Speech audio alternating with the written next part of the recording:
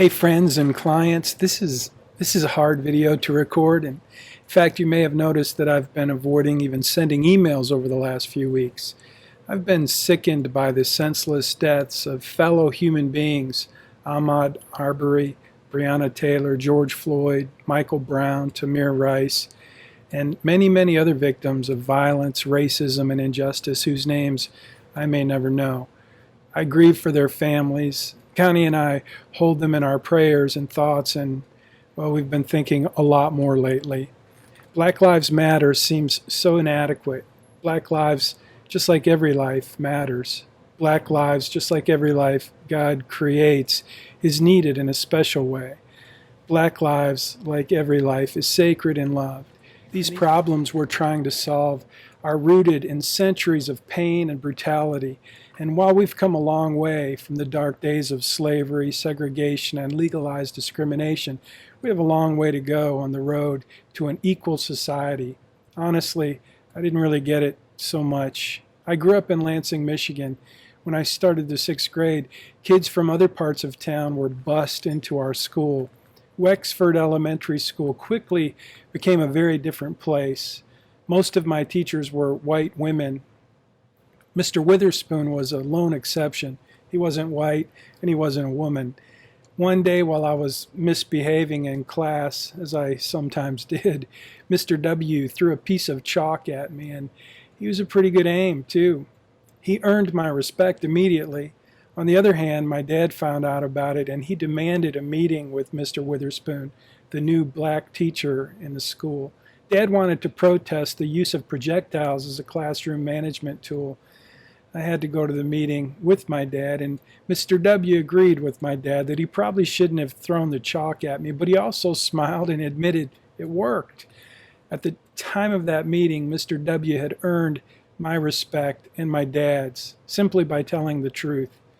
Protest has always played an important role in advancing our country, from the Boston Tea Party in 1773 to sit-ins, marches, bus boycotts, and demonstrations that have propelled civil rights in America. There are many ways to stand up and show up for change. Sometimes we show up and donate. Sometimes we show up and protest. Sometimes we show up and listen. As a financial planner, it's not my role to tell people how to live out the vision, values, and purposes they have for their own life. It's my job to help people connect their resources to what matters most, to help them make wise financial decisions along the way. I try to help people choose how they want to show up for the causes that they care about deeply in their own heart. I hope with all my heart that we all come together through this national moment, and I hope we emerge with meaningful change, different and better than we were before, as a stronger, more equal, and less violent nation where we can all pursue happiness without fear, oppression, or the specter of violence in our nation or in our neighborhood. But that change won't happen without all of us taking action to make our corner of the world better. I always have hope for America. I believe in the basic goodness of people. I will always believe in the American dream of hard work and success. But I recognize that the American dream is much harder to achieve for many of us because of the corrosive effects of systemic racism and the structural inequalities that still exist in our society. Jamal, my son-in-law, has helped me understand this reality over the last few weeks more than I understood it for the rest of my lifetime. We can't dismantle systemic racism overnight, but we can start by simply admitting that, yeah, it's still a part of our country.